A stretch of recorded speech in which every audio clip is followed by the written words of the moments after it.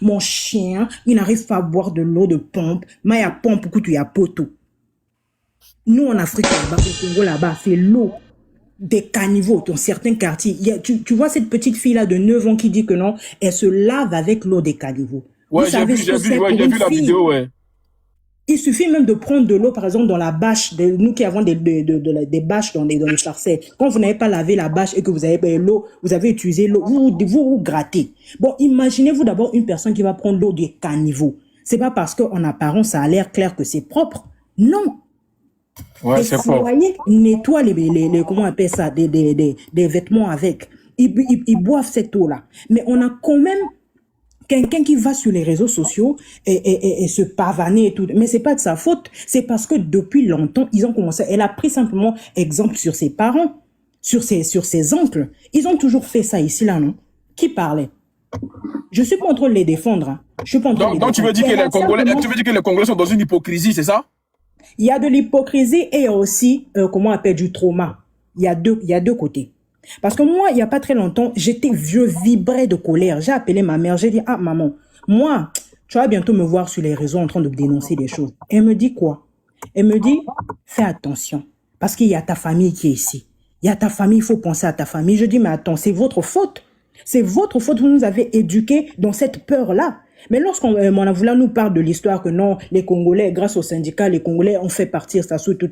Mais quand il est revenu en force là, il a mis des systèmes, comment on appelle, des stratégies pour museler les Congolais. Pourquoi les Congolais n'arrivent plus à se lever?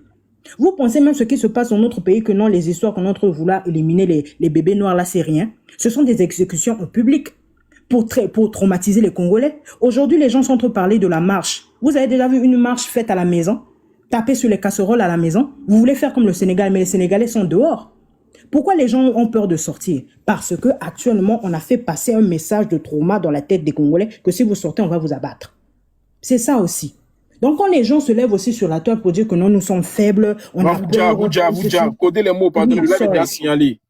Pardon. Quand les gens disent que non, les Congolais sont faibles, ils ont peur et tout, c'est pas ça. On n'a pas peur. Il y a d'abord le trauma de tout ce que les gens ont vécu depuis les guerres précédentes. Et aussi, il y a des gens qui sont sortis en 2015 là, pour les histoires de référendum. Il y a eu des tirs à balles réels. Donc, quand on dit que non, vous n'arrivez pas à parler et tout, c'est faux. Aujourd'hui, là, la médiatisation que nous sommes en train de faire là, elle a un impact. Ce qui est bien, c'est que ce n'est pas seulement, ça ne touche pas seulement notre communauté, mais ça touche aussi d'autres communautés. Et beaucoup de choses sont en train de parler. Il n'y a pas très longtemps, le président, il a parlé, il a dit que non, les gens de la diaspora, ils sont en train de parler. Ça prouve simplement que c'est pas vrai parce que le peuple sur place est en train de vivre autre chose. Mais le peuple va dire quoi? S'il a même parlé de la diaspora, ça veut dire qu'ils écoutent, ils savent ce qui se passe. Aujourd'hui, là, ça fait des dégâts, non? Ça fait des dégâts. Ils vont changer de stratégie, ils vont plus venir s'afficher. Mais curieusement, les mêmes enfants-là, ils sont sous les commentaires des gens. Ils viennent dire que non, vous êtes en train de venir parler, vous savez ce que nous on fait pour les Congolais. Ils viennent afficher l'image de leur association. Mais les Congolais n'ont pas besoin de pitié, parce que même quand ils font les associations, c'est comme de la pitié qu'ils font aux Congolais. Nous, on a besoin de nos droits.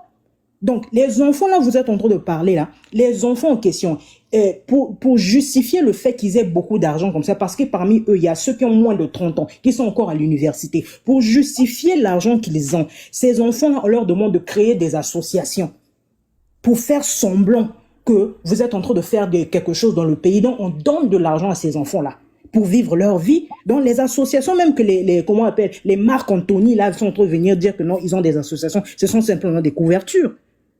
Nous, on a besoin des vraies choses. Moi, je fais partie de ceux-là qui ne croient même plus, le bac n'a vu ce que non, l'émergence 2025, mais il n'y a pas d'émergence. On est en 2026.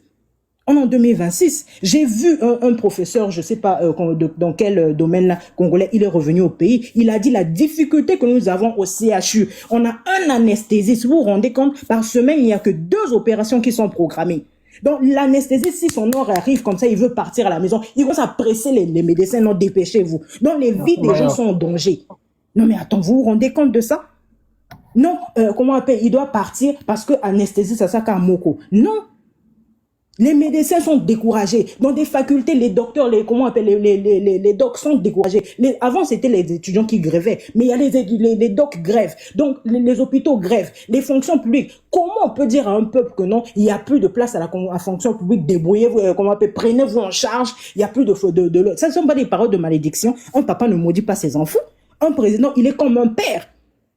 Tout ça là, sous ouvert au vous voyez, nous, dans cette psychologie, il y a beaucoup de Congolais, je l'ai trouvé, on est habitué.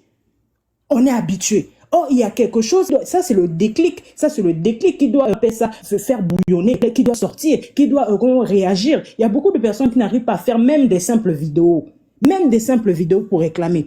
Tout simplement Donc, parce qu'il y a attends, si on comprend bien, tous ceux qui parlent, ils sont en Occident. Hein. Ils sont en Occident. D'accord. Ça me fait de la peine parce que et les passeports sont bloqués. On ne peut pas.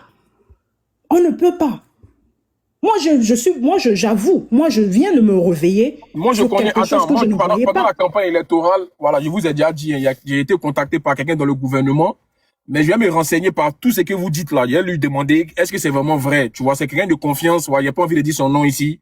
Voilà, il a un gros poste. Je vais lui demander tout ce qui parce qu'il suit mes lives. C'est pour ça qu'il m'a contacté. Voilà, quand j'ai fait les lives pendant la campagne électorale, donc je vais lui demander la préoccupation des Congolais aujourd'hui. S'il peut me dire la vérité, tu vois, parce que là, je vous écoute. Ils vont se soigner à l'extérieur, non? Eux, ils vont se soigner à l'extérieur. Aujourd'hui, les dossiers d'évacuation au Congo sont très difficiles. Mais pour eux, c'est très facile. Ils ont des passeports diplomatiques et ils ont des relations plus fortes que les gens. Aujourd'hui, comment on appelle ça? Un Congolais lambda ne peut pas sortir pour une évacuation. C'est devenu très difficile. Moi, j'ai ma propre tante. Aujourd'hui, ils sont en train de se battre pour faire un document pour elle, pour qu'elle sorte. Simplement, une opération. Mais ils n'arrivent pas. C'est difficile. Donc, vous, les ministres qui sont en train de vous contacter, comme ce qui a été fait pour le cas de Makosso, on l'a fait balader dans les hôtels, on l'a fait balader jusqu'au fin fond de Brazzaville, du Congo là-bas, pour qu'il aille apprécier les merveilles. Les merveilles, là, c'est quoi? Les hôtels, hein?